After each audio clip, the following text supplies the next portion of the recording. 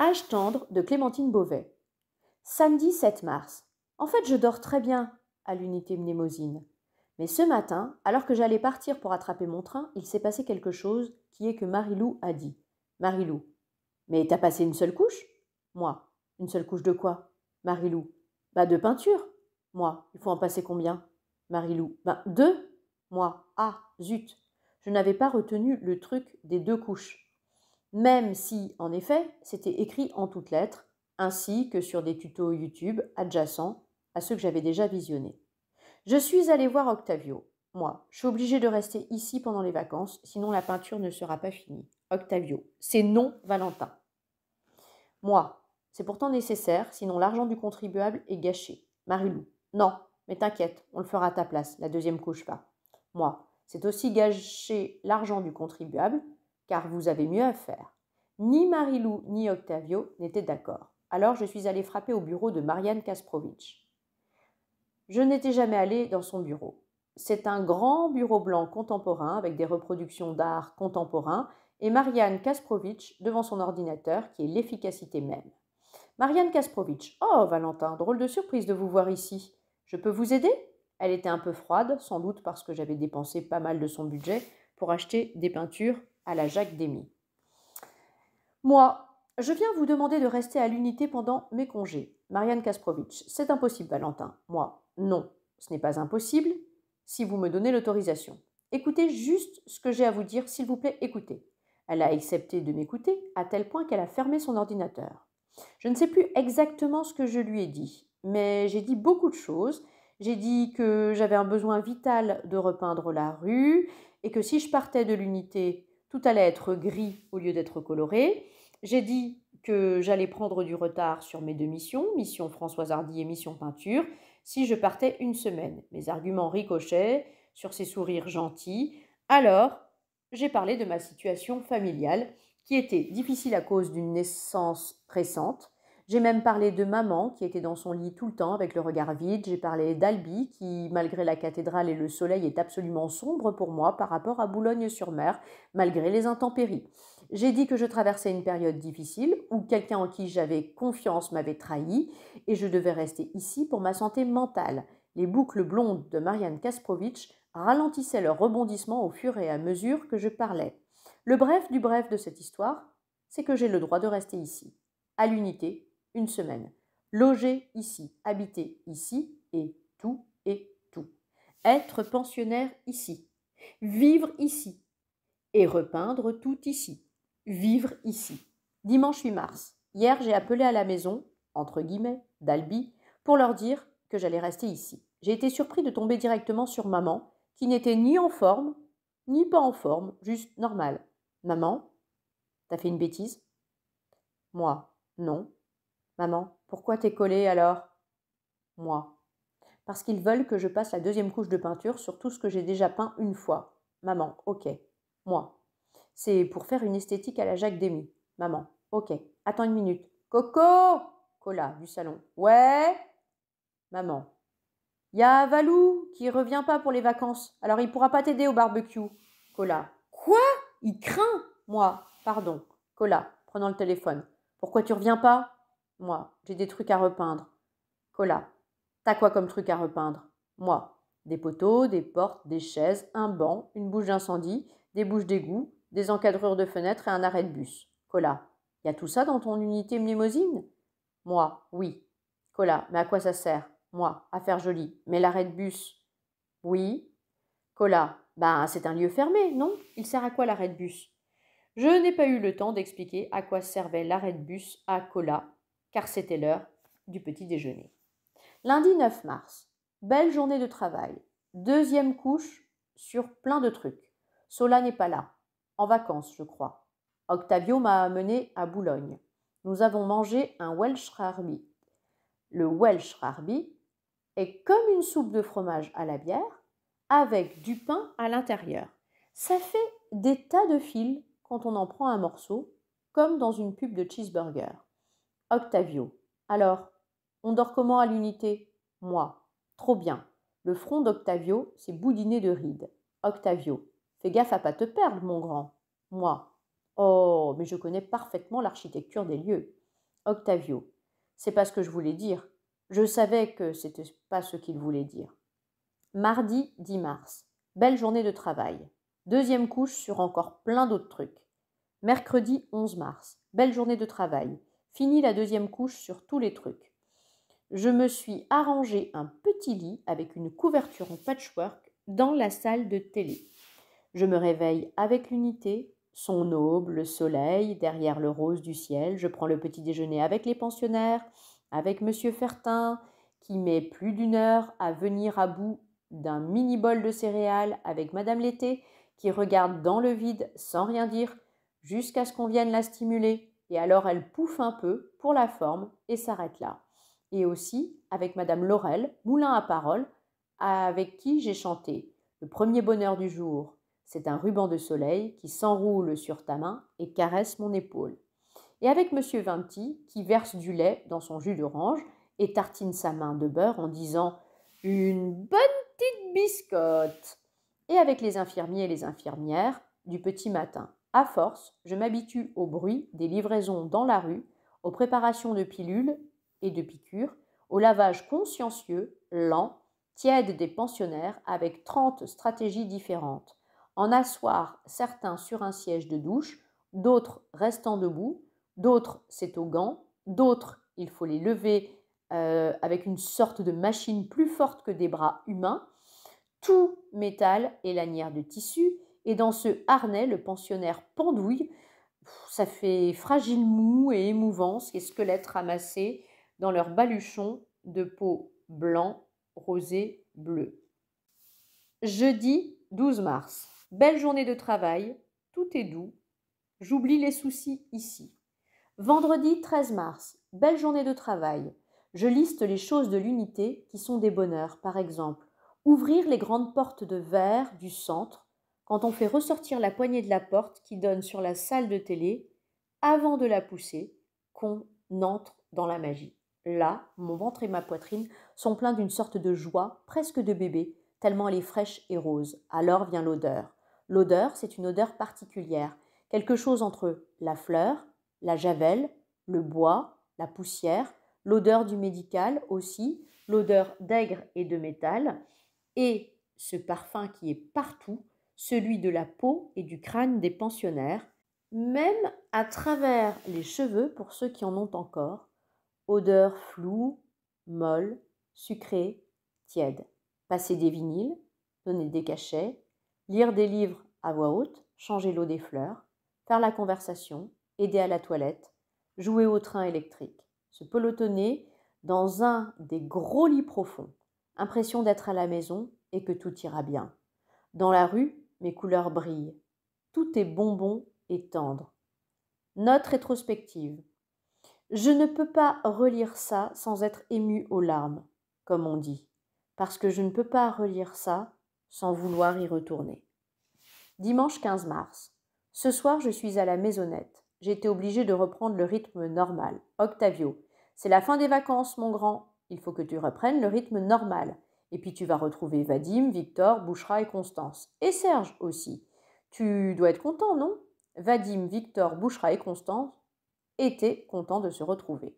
Ils ont fait une pizza party et Serge nous a montré ses photos de Malaga où il a rencontré une chouette petite nana qui malheureusement habite à Besançon, ce qui n'est pas la porte à côté.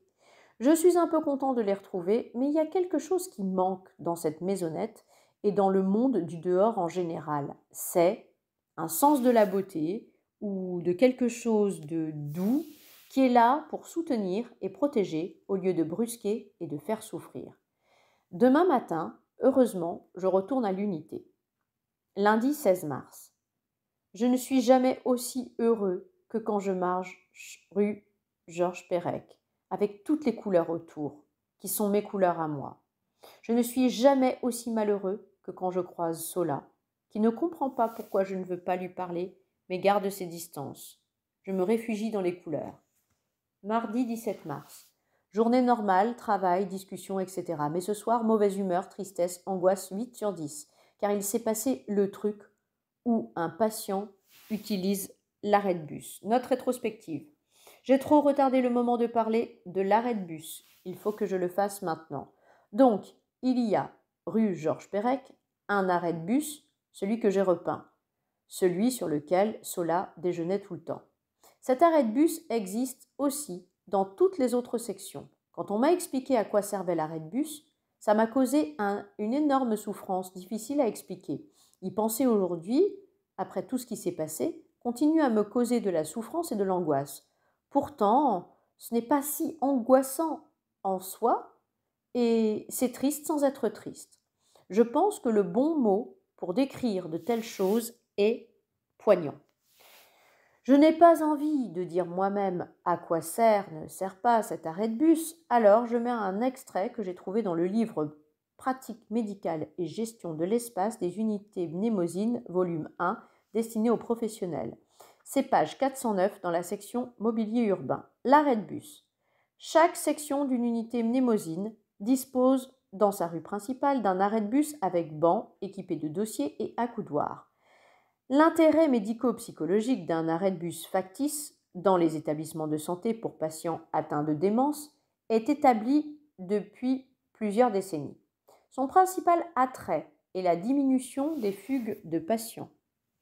De nombreux patients ont une tendance régulière à chercher à fuir de leurs établissements.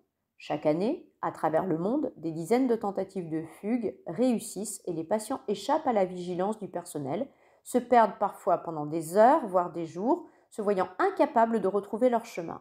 De telles fugues causent parfois la mort des patients, notamment en cas de froid, et la mise en œuvre des moyens nécessaires à leur recherche occasionne des frais considérables.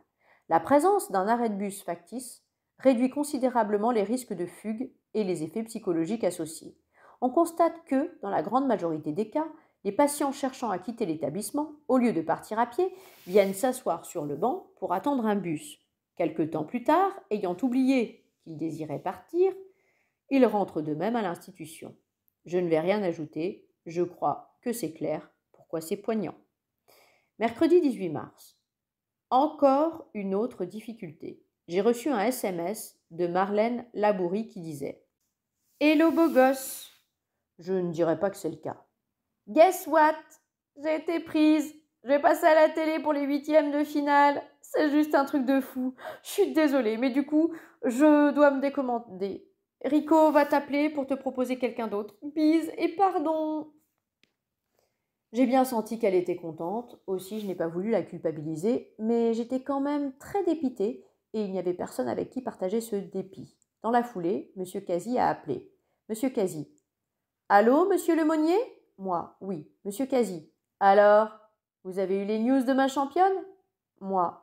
Je lui souhaite bien du succès dans ses entreprises, monsieur Casi. Et moi donc? Bon, allez, séchez vos larmes, j'ai quelqu'un d'autre à vous proposer. Moi, c'est un vrai sosie de Françoise Hardy? Parce que là, on n'a plus trop de temps pour... Monsieur Casi. À la base, elle est sosie de France Gall. Mais elles étaient pareilles, toutes ces minettes. Je dois avouer que j'ai raccroché au nez de monsieur Casi.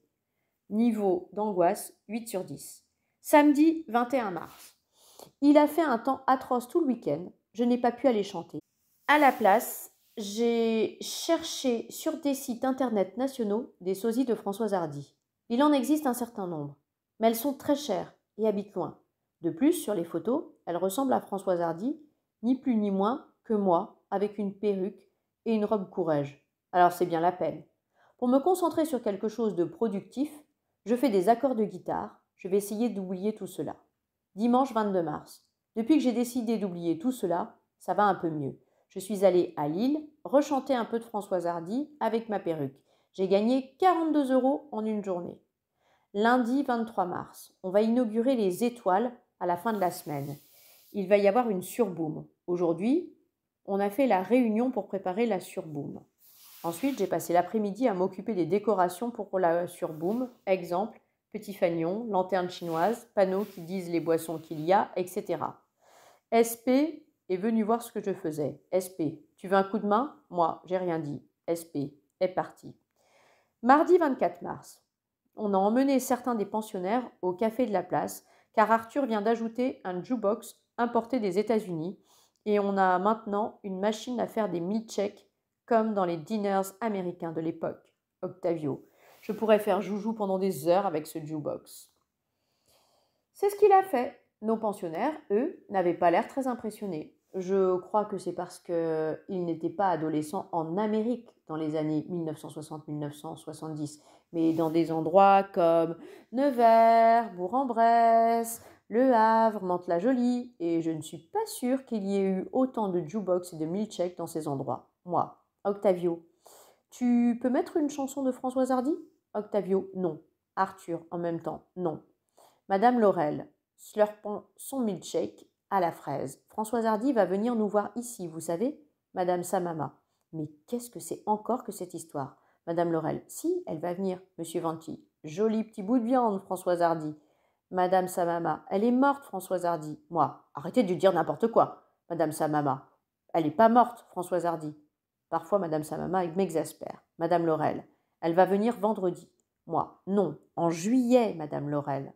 Madame Laurel. Mais on a dit que vendredi on danse. Moi. Oui, pour la surboom, Madame Laurel.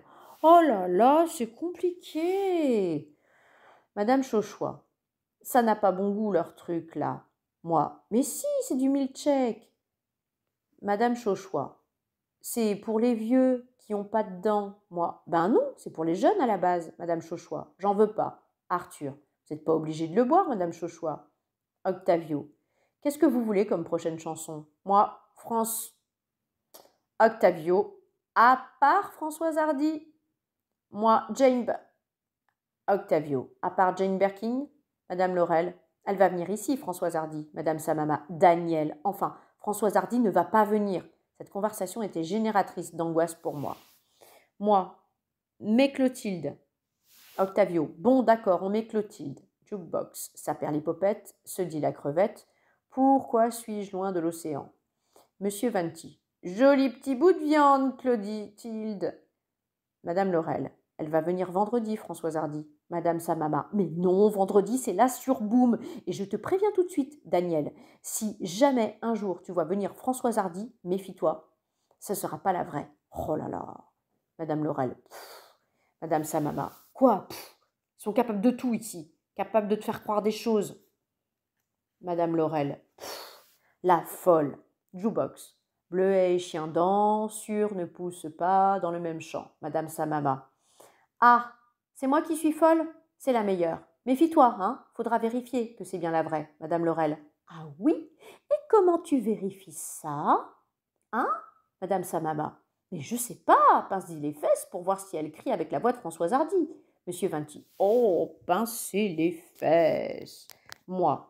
C'est hors de question que vous pinciez des fesses. C'est du harcèlement sexuel. Monsieur Venty. À la surboom, on pourra pincer des fesses? Moi, non. Madame Chauchois. Donnez-moi une autre glace. Cette glace-là, elle est toute fondue. Madame Samama. C'est un milkshake, Marido. C'est fait pour être fondu. Arthur. Bon, c'était très bien, le café, mais je pense que maintenant, on va tous aller calmement lire un livre là-haut. Octavio. Attends, il y a encore des chansons qu'on n'a pas essayées. Arthur. Bon, tu feras le DJ à la surboom. Octavio. Yes!